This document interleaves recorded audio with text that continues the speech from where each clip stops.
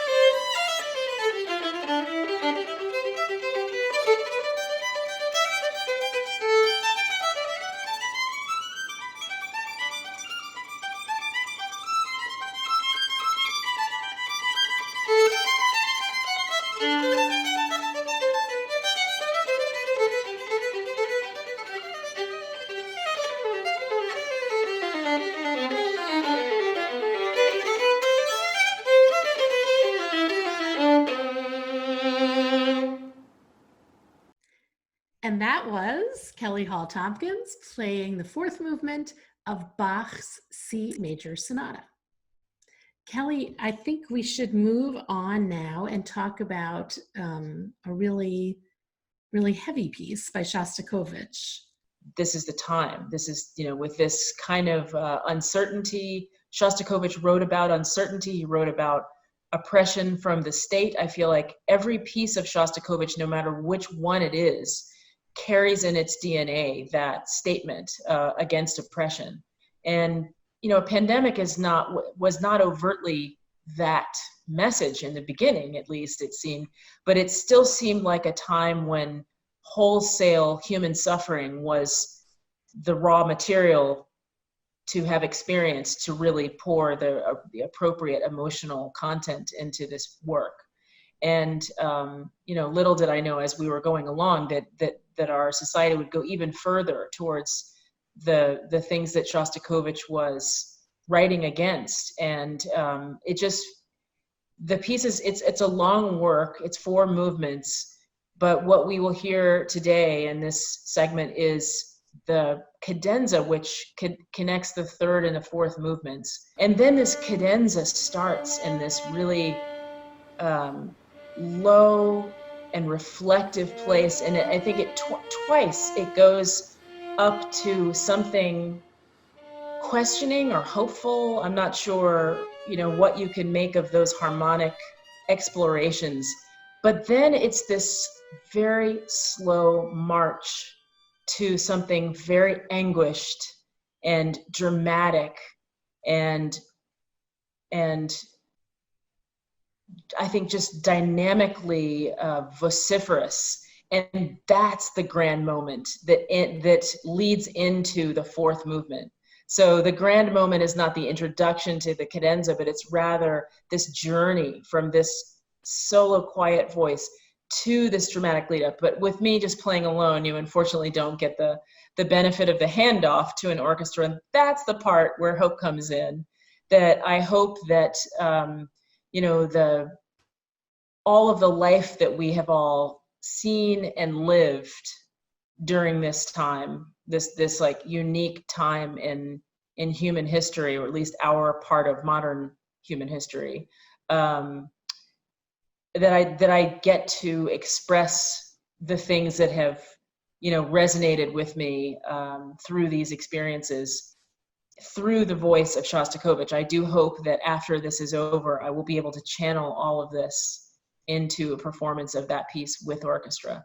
And yeah. I think it's also really poignant right now to think about this piece that you're about to play for us, this cadenza, this solo expression, as being a journey that, it's very apropos that things have fallen away, leaving just you, right? Bit by bit, you slowed down your life and you went into quarantine.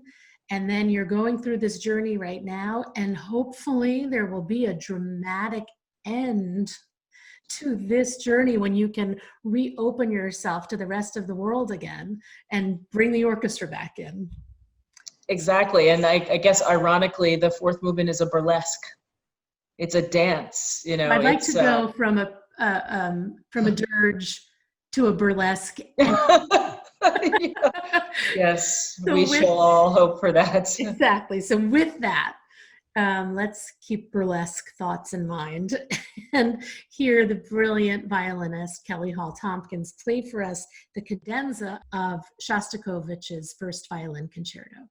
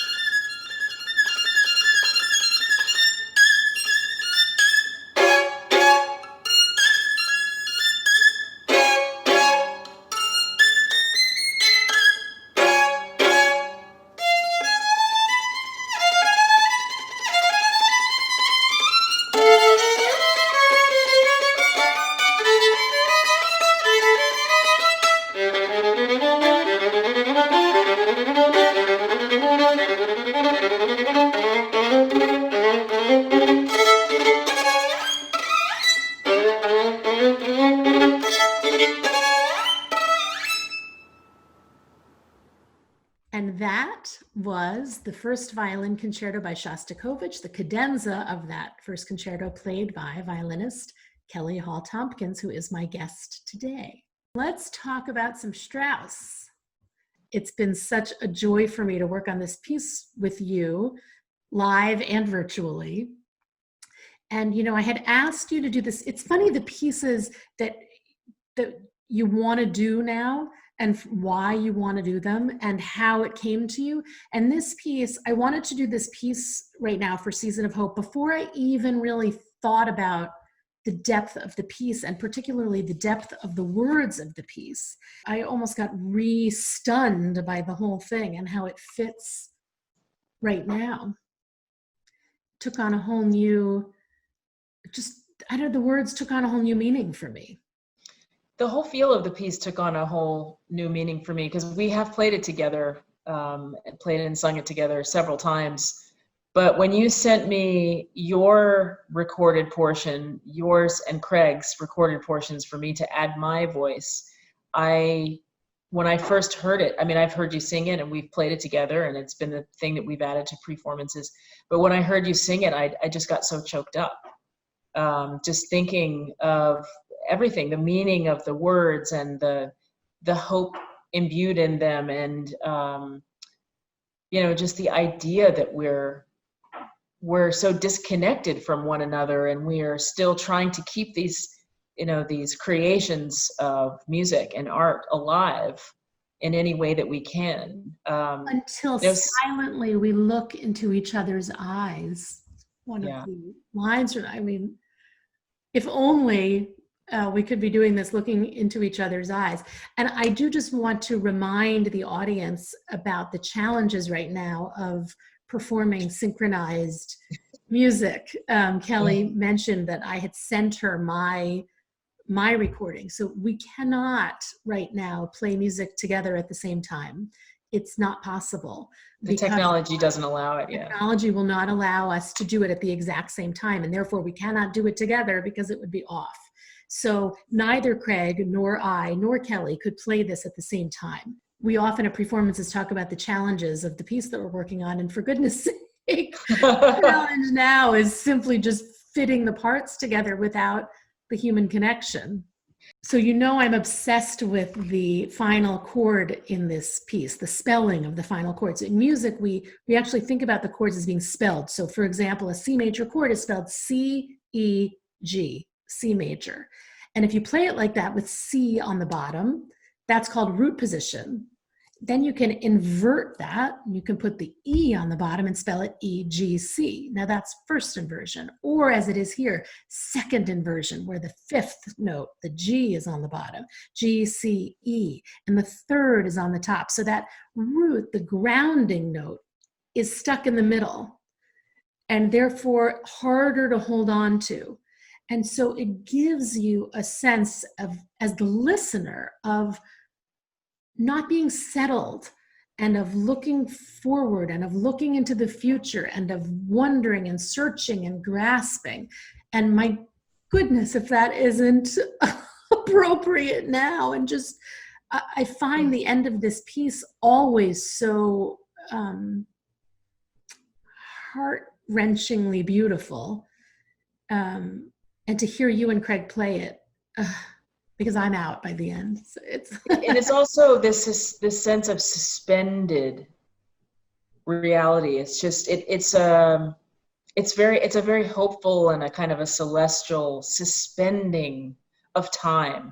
In general, the piece is such a suspended sense of time, but at the end, he really goes even further with that. And that's actually one of the tricks of putting this together virtually, as we learn. Yes. Suspension, meaning that there are full measures of rest, there are full measures of no sound, and that is really hard to do without being with each other, to make sure that we're all understanding what 4 beats of nothing is. And of course, it's not nothing, right? The silence is part of the music that we're making, and how to make that silence together apart. I found that to be very, very challenging. It is a challenge. But I am excited to share what we've come up with. And so this is Kelly Hall-Tompkins, Craig Ketter, and Allison Charney, me, performing Richard Strauss's Morgen.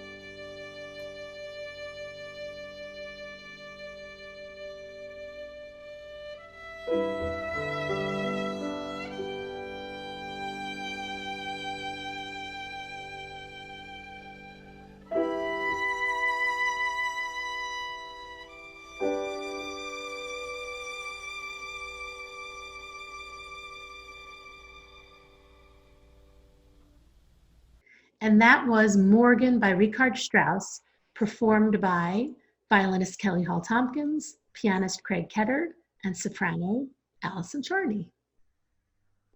Kelly, let's talk about Fiddler on the Roof and Kelly Hall-Tompkins and your incredible journey with this piece of music. Yeah, I had an incredible 13 months, one of the most incredible 13 months of my entire life. The great joy and honor of being the fiddler, the actual violin soloist for the Bartlett Shear production of Fiddler on the Roof. And it was the first time I had done Broadway, and it was an amazing journey to be a soloist every night and to tell that incredible story every night. And from the experience, 8 shows a week were still not enough for me. I went further and wrote and commissioned the first ever Fiddler solo album called The Fiddler Expanding Tradition. It's very exciting to me that you were willing, in this day and age when nothing is really live, to play for us one of the pieces from it live. You played it live. Yes, I did. Even if we're not exactly hearing it live. So Right. Tell us about this piece. It's Miracle of Miracles. And it is a new version of Miracle of Miracles. Yes. It was arranged by Oran Eldor, and also with my tinkering as well. I developed all of the arrangements and with Oran, and wrote a solo violin arrangement for If I Were a Rich Man. And we were talking earlier about chords. That arrangement has a lot of chords. I think it's one of the most beautiful, heartwarming, easy, easygoing, and infectious, parts of the production. And it was just a joy to try to bring that to just a violin piano arrangement, a violin small ensemble arrangement. In this case, we'll hear the transcription with violin and piano. And certainly thinking of the words, which you can't help but hear while the violin and piano play, thinking of wonder, miracle of miracles, certainly should fill us all with great hope right now. That's exactly why I chose it, because we really need to focus on wonder and things that wonder of wonders, miracle of miracles, things that seem impossible really can happen. With that, let's hear you play it. So this is from the album Fiddler Expanding Tradition, Miracle of Miracles, written by Bach and Harnick, arranged by Oran Eldor, in development with Kelly Hall-Tompkins, performed by none other than Kelly Hall-Tompkins, with Craig Ketter at the piano.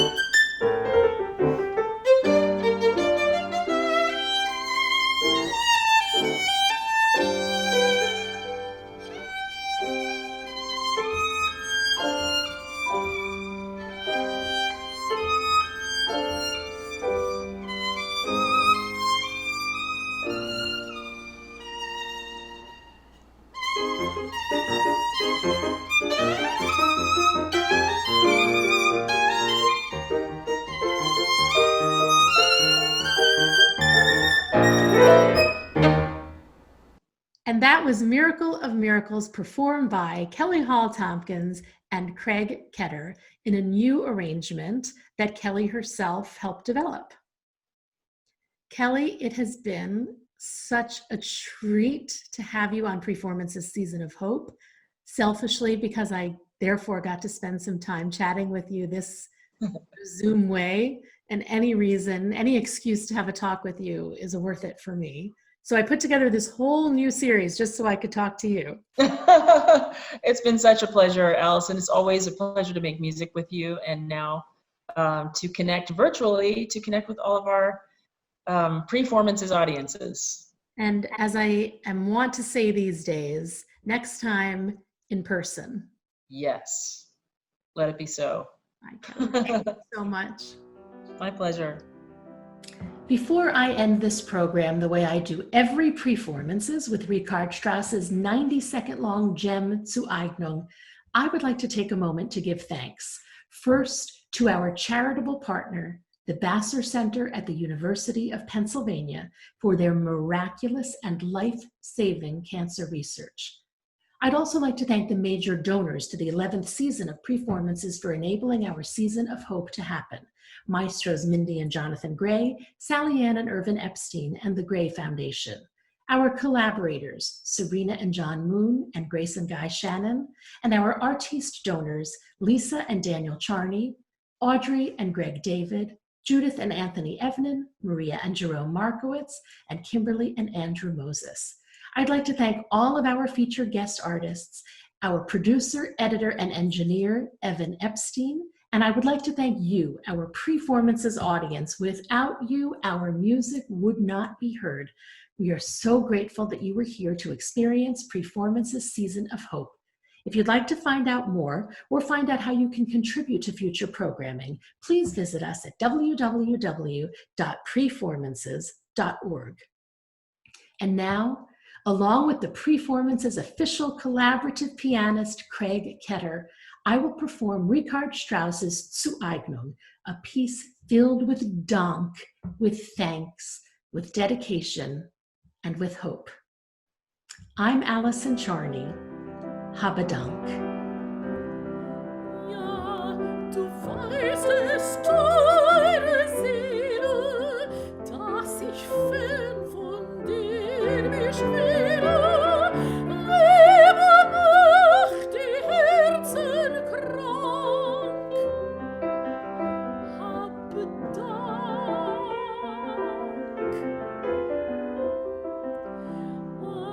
Einst hielt ich der Freiheit sicher, hoch den amethysten Becher, und du segnetest den Trank.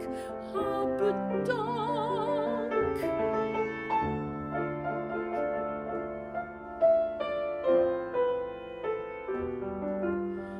Und beschworst